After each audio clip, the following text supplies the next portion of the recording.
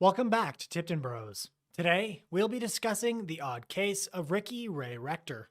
I will be quoting extensively from political scientist Austin Serrett and his book, Gruesome Spectacles, Botched Executions, and America's Death Penalty. If capital punishment piqued your interest, I'd highly recommend picking it up.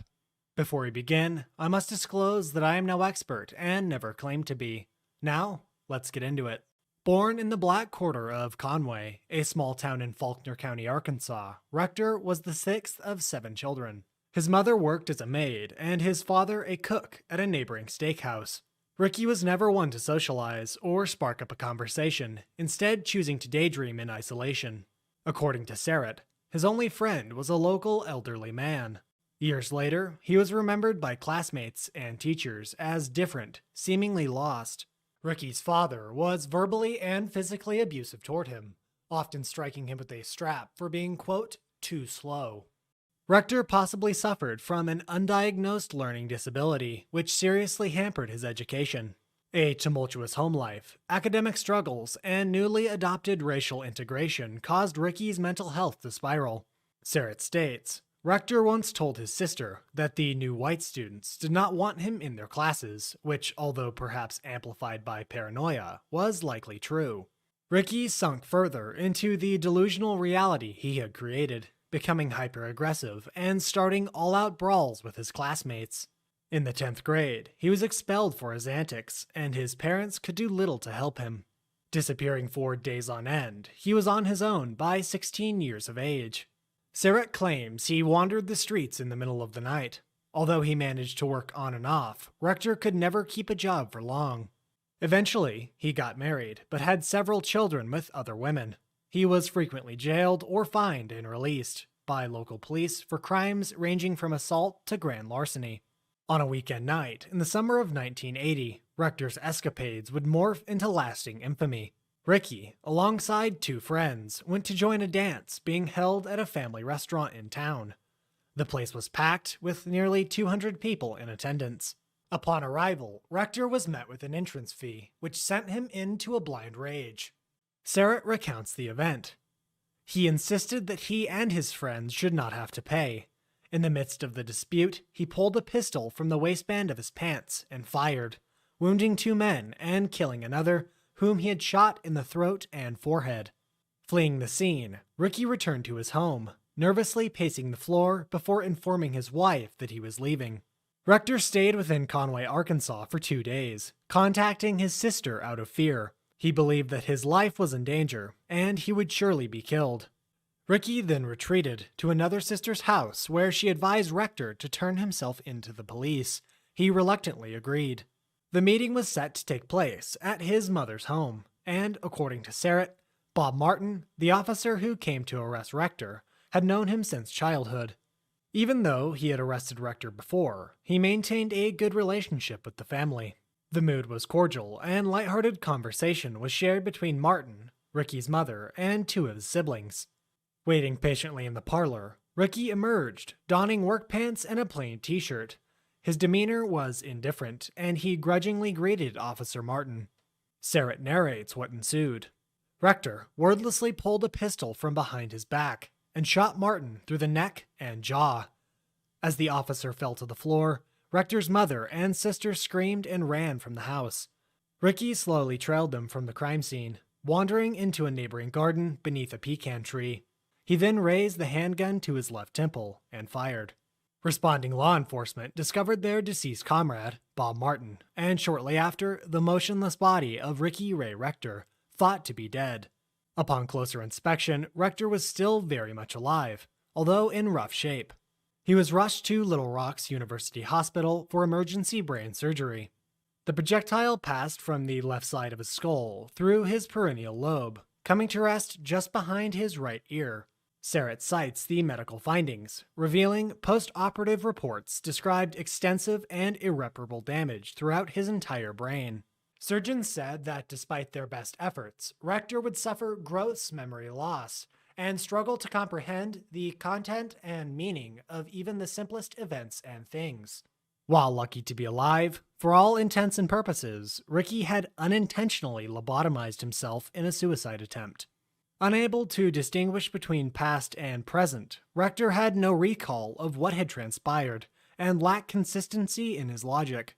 At one point, he refused to believe he had had brain surgery, regardless of the glaring scars which covered his scalp.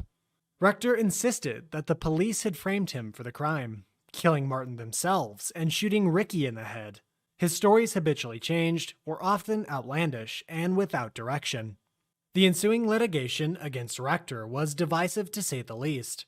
Serrett boils down the two primary issues, declaring the first question was whether Rector was capable of meaningfully assisting his counsel in his defense, as required by the Sixth Amendment.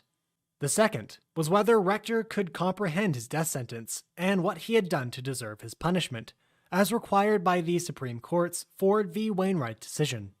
His attorneys understandably argued that Rector was unfit to be executed. One defender quipped that he no longer lives. If we cannot execute that person, must we, nevertheless, execute his body? Serrett recaps Rector's defense, remarking, his lawyers continued to paint Rector as incompetent. They said that their client could not carry on a meaningful conversation, and that he had no real understanding of the finality of death. Ricky was undeniably impaired, far from a vegetative state, but still a shell of his former self. His blank and glazed-over expression in the courtroom is evidence of his injury. Despite this, Ricky was found guilty. In November 1982, an all-white jury in just 15 minutes found Rector guilty of capital murder and sentenced him to death. After hearing his sentence, Rector asked whether he would get a television in his cell.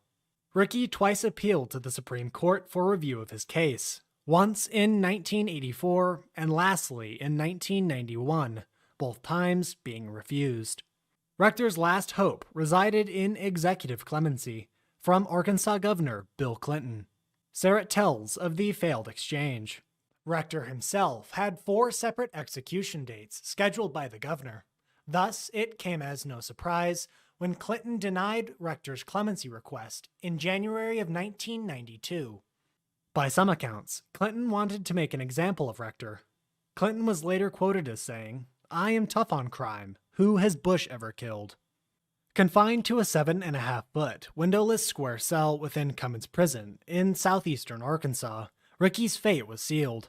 Serrett asserts, prison records recount that in the hours before his death, Rector was dancing, singing, howling, and barking like a dog, laughing strangely and even claiming that he would vote for Clinton. The medical supervisor and warden attempted to explain the process of lethal injection to Ricky, and how he would drift off to sleep without pain. Again, Rector was incapable of comprehending this information, and even told one of his sisters, quote, "I know they're gonna fry me." When asked to confirm that he selected lethal injection as his method of execution, Ricky quipped, "I don't want to die, but I'm going to go on and take it, because I don't want to get gassed and shocked." Eating a dinner of pork and cabbage, Rector watched the evening news about himself, which he found amusing. He barked and howled some more, creating a ruckus before going to bed for the final time. Serrett depicts the final hours of Ricky's life. The morning of the execution, Rector awoke for an early breakfast, yelling that he was, quote, "a cold duck," and that he would not see the guards again. Rector shaved his head and beard, reportedly wanting to make a good impression. Dressed in an all-white cotton outfit, he helplessly watched the hours tick away, again howling and anxiously mumbling to himself. At 8:30 p.m., 2 guards escorted him from his cell to the execution chamber. Strapped to the gurney, a pair of technicians poked and prodded at Ricky's limbs, struggling to find a proper vein. Rector was heard moaning, shifting about uncomfortably. The 2 executioners soon multiplied to 5 in a race against the clock, for if Rector was not killed by midnight, the execution would be rescheduled.